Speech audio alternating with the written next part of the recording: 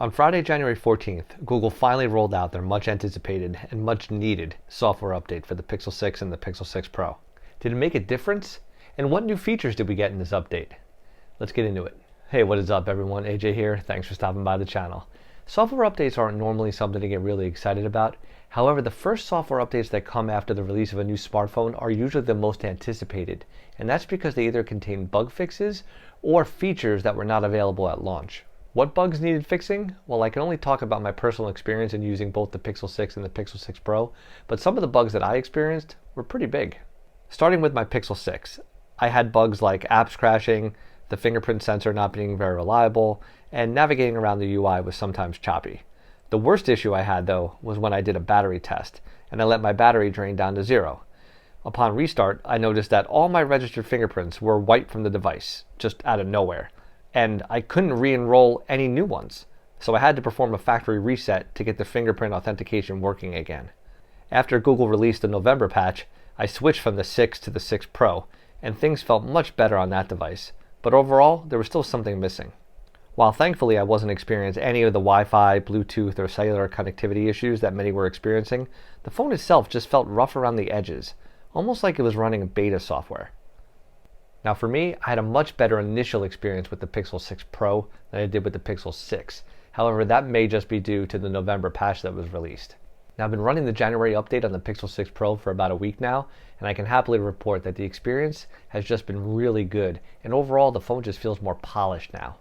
Scrolling and swiping around Android 12 is noticeably smoother, both on the home screen as well as within apps, although not all apps, looking at you, Twitter.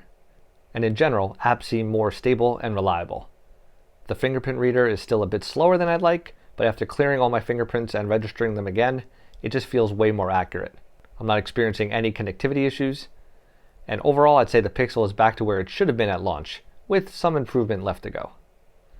But your experience may differ than mine, so if you're still having issues with your Pixel 6 or your Pixel 6 Pro after the January update, hit me up in the comments below and let me know what's going on. And if you want to read about every fix Google rolled out, I'll link to the changelog in the description. Now let's talk about new features. I'm going to touch on 4 new ones that have dropped in the January update. There's a new Snapchat feature that allows you to create a snap from the lock screen by double tapping the back of your phone.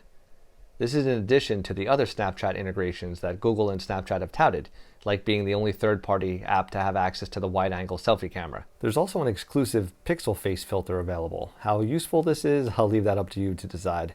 But Google has said Snapchat will have exclusive lenses and other features on new Pixel phones, which may involve live translate.